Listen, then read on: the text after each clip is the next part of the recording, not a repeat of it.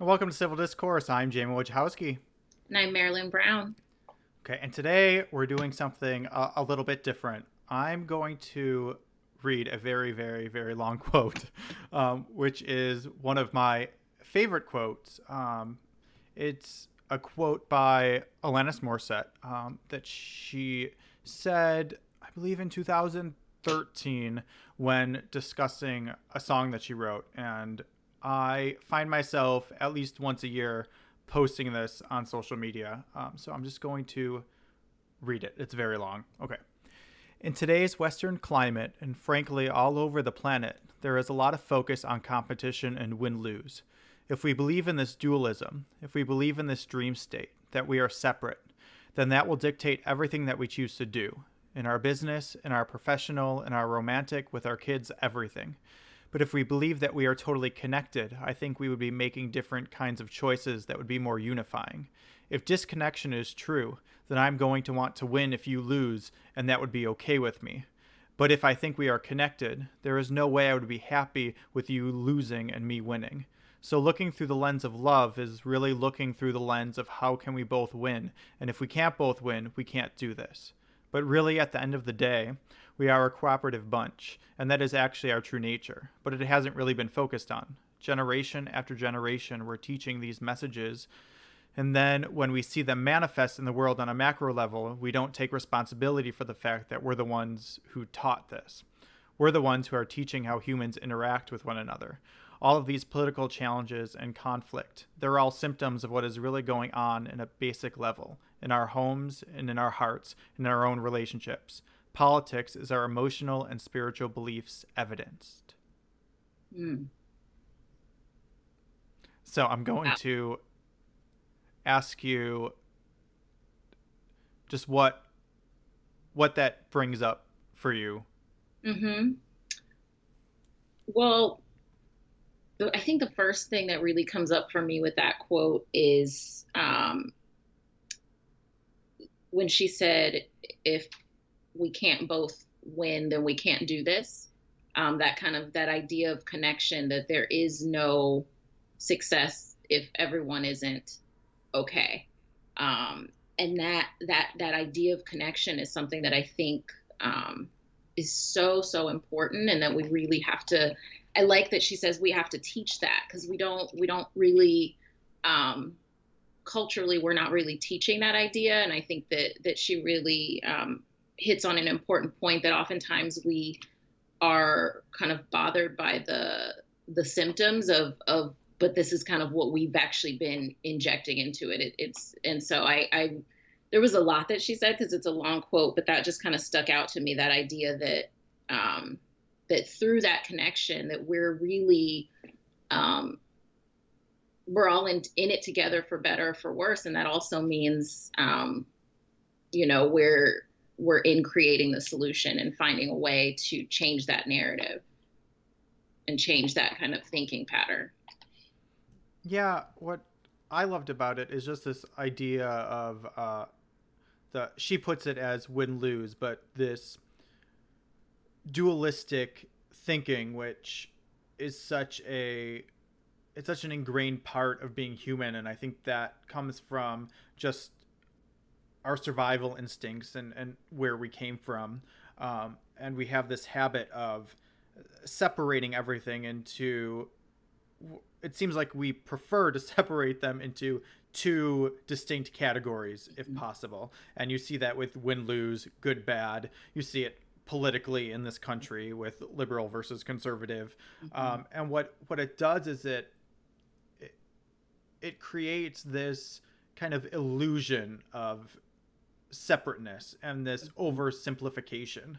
And the reason I think it exists is, and why we do this, is because it makes it easier to cope, and it makes it more simple to Mm-hmm. just say, well, this person's bad or this person's evil, so we have to punish them or we have to do whatever. And it does multiple things. It makes it so we don't have to find what that person is going through inside of ourselves, I think, is a big part of it. Is we don't want to see the shared humanity with people doing things we don't agree with. Right. And it allows us to, and it's the same thing, it just allows us to put a separation, but the separation isn't real. It's something that we're creating. Yeah. Yeah, that idea of separateness, that's the illusion that we've created through our own behavior and through our what's the word I'm looking for? Our habitual tendency to judge, to categorize things, and to put things into comfortable boxes. I think that we do that. I think there's a lot of reasons that we do that, but I think we do that because it's quicker, it's easier. It doesn't challenge us, and I think that that's kind of a survival mentality, is categorizing and putting things into these separate places. But when we do that, then we're losing our ability to really, like you said, to incorporate parts of that into ourselves. And I think that I think there's also a challenge for people um, with avoiding thinking dualistically, because I think that it creates dissonance in ourselves as far as our own kind of ideas about what is good, what is bad. When we have these ideas, we can cling to things that we feel like may make us good or make someone else bad. But the counter to that is that we're really losing our ability to kind of learn from these things and really to teach each other through our connection. Right. And I think a lot of it too has to do with our ability to actually solve problems. Mm-hmm. In the quote, she says, she's talking about politics, but this is true just for everything. She says, all these political challenges and conflict, they're all symptoms of what is really going on in a basic level in our homes and in our hearts and our own relationships. Mm-hmm. And I think that is something that's not conscious in most people. So what ends up happening is when you experience life and your worldview is one of dualism, of separatedness, you just it's hard to find solutions to the problems because you don't actually see the problems as they are. I mean, everything, and it's not just a spiritual philosophy either. When you look at science, I mean, science proves over and over and over again that everything in the universe is interconnected. And even though we have more and more and more evidence of this, we as a society don't incorporate that kind of thinking. It's still very categorized thinking, and it makes it hard to really solve problems because we're not seeing the depth of what they are. We're constantly putting band-aids on things and not actually healing what's the root cause. We're just focusing on the symptoms over and over again. Mm-hmm. Yeah, I mean, you see that. I think that's kind of led to a lot of the societal problems that we're struggling with right now. Things that we feel like maybe we've gotten past them, but we're kind of just dealing with the surface level. I'm thinking about, in the 1960s in the civil rights movement, there was so much progress that was made, but there was also, we kind of reached this stagnant point where we weren't really willing to kind of dig deeper and challenge people's internal views and kind of and challenge this idea of privilege. And so then we have this kind of festering wound that's still there and is still affecting so many people. And then there's people on the surface that can say, oh, that's not, there's no reality to that. That's not still a problem, because on the surface we've kind of, it's scabbed over. And so we're not really digging. We're in this place where we've kind of become callous to even seeing that there's a problem, because some people have a completely different reality and aren't able to really kind of incorporate both of those things. Right. And the other problem with dualistic thinking is that for it to be real and to have solutions dualistically, someone has to be. So if you let me talk about it this way. I watched a video on Facebook that I just loved. It was Amaryllis Fox. She was a former CIA officer, and she was just talking about her experience within the CIA, and working with the Middle East and interrogating terrorist suspects and that kind of thing. And what she was saying, the biggest problem with, in this example of good and evil, that type of dualism, is that no one thinks they're evil. So she was saying that in America, you talk about 9/11, and when you interviewed people, they said it was an attack on our freedom. But when you go to the Middle East and you talk to terrorists who are anti-America, they say the exact same thing of us bombing them and Mm-hmm. all those things. Mm-hmm. And she said that once she was interrogating someone, and they said that uh, it was like Star Wars, where you think you're actually the good guy, Mm-hmm. but to everybody else, you're the bad guy. Mm-hmm. Mm-hmm. So it just makes it then ends up being, when you're talking about war, is just everyone being against the other, Right. when the other is then against you for the same reasons. And then it's going to be, I mean, and that's what we've experienced as humans, is perpetual war. Right. And that's why it's impossible for us to break out of it, because we're still in that dualistic Mm-hmm. thinking. Whereas if we were seeing each other as connected, that would slowly fade away. And I know I hear people listening to this and just being thinking it's just like a bunch of hippie nonsense, but it's a lot more difficult than just saying like, oh, believe in connection, everything will Right. be fine.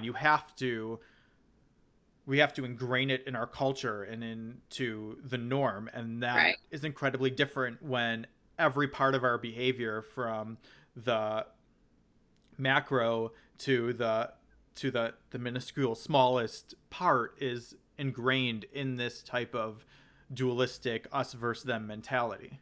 Right.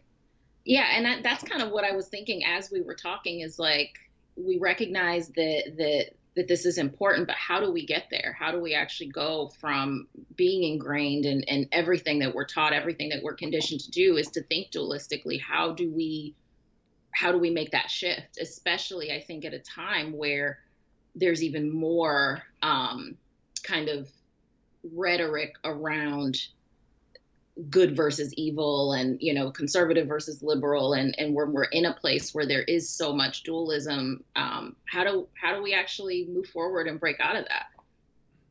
Yeah, I think it.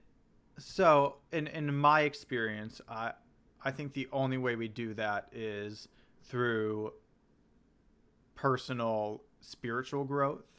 Hmm. Um, I mean, it's through you have to start with you, and you have to find a practice that breaks that dualistic way of thinking. Hmm. And I mean, that's the whole point of mindfulness, is to break through that thinking. But yeah, I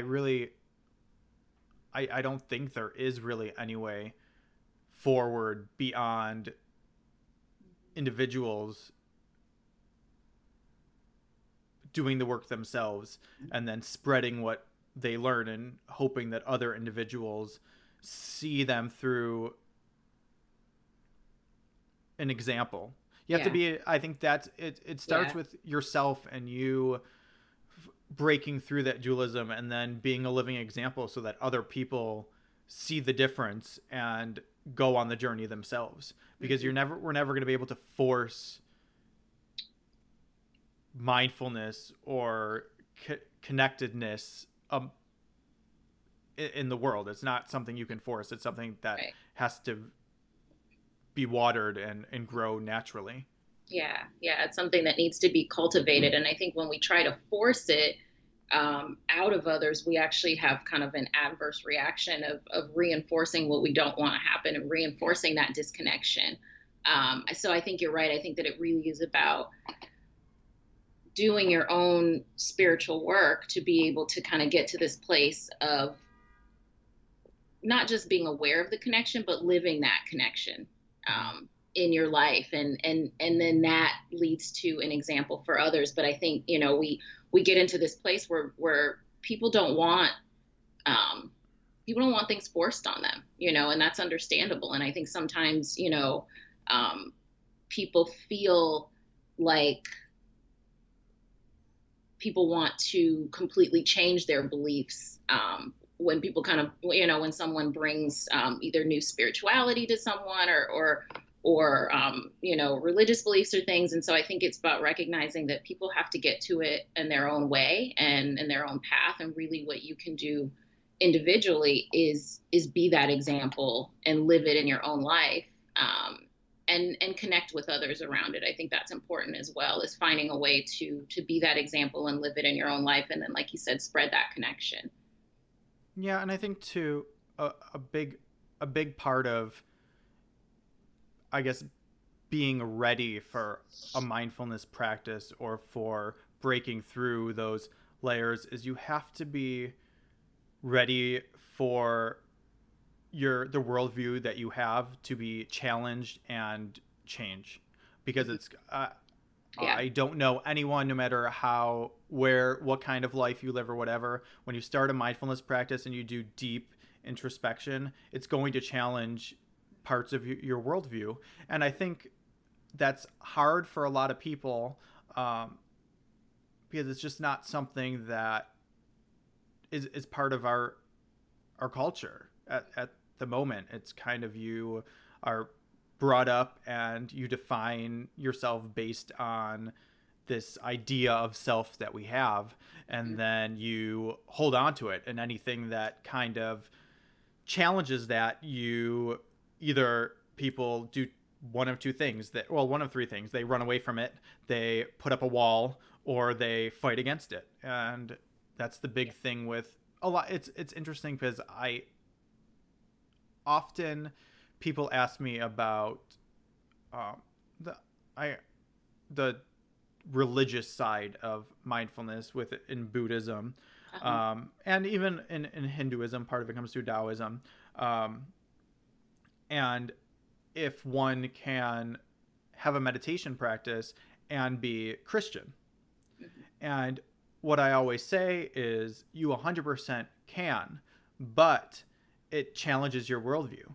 So if you have a worldview based on what you have experienced in Christianity, it will change with you practicing mindfulness. So you have to be ready for that.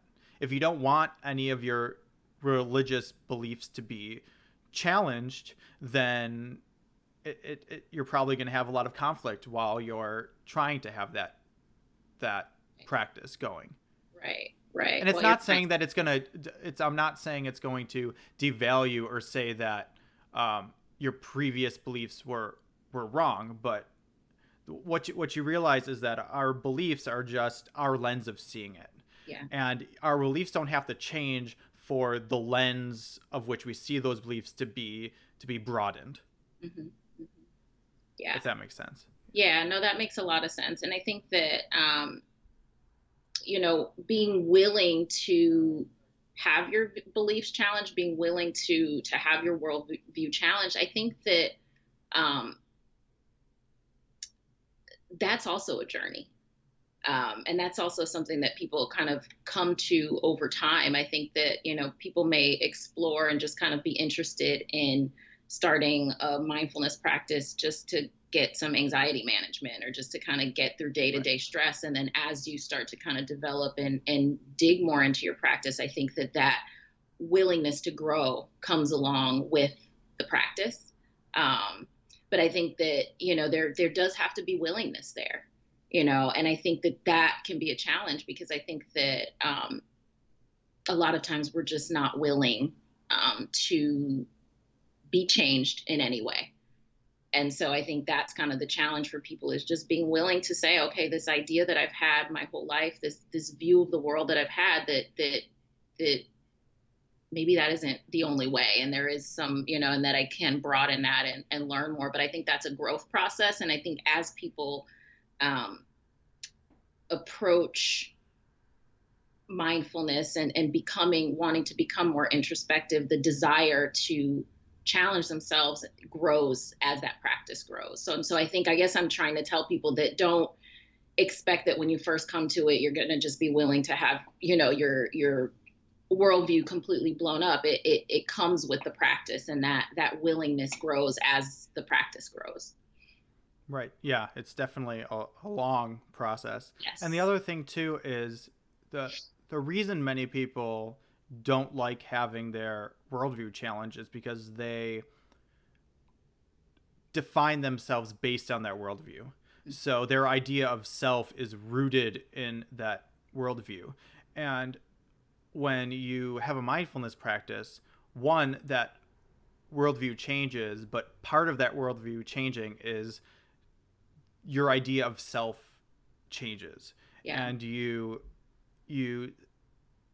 I don't you don't depending on, you start to, how you define yourself as you just changes. So it kind of all, as you slowly go through it, yes, it's challenging when there is conflict, you have to push through it, but you do learn by pushing through it. It you you learn how they're connected. Those things go together, Yeah. if that makes sense. Yeah.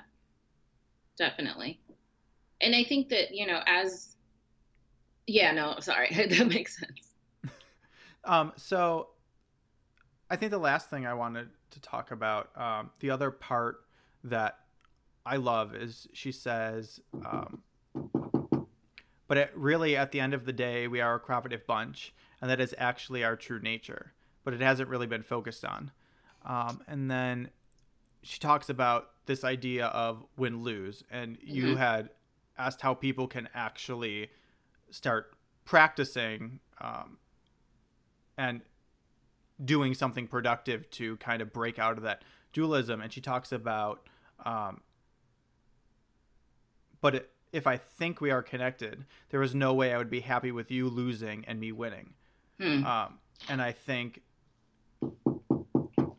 that's a way you can do it, is if you are in a conflict with someone, um, look for the way. Is there a way where you both can win? And Right. what does winning mean? Because in order for that to happen, you may have to compromise. But yeah, I think that's a big way for you to do that, is just to ask that question: is there a way that you both can win? Not someone has to lose and someone has to win.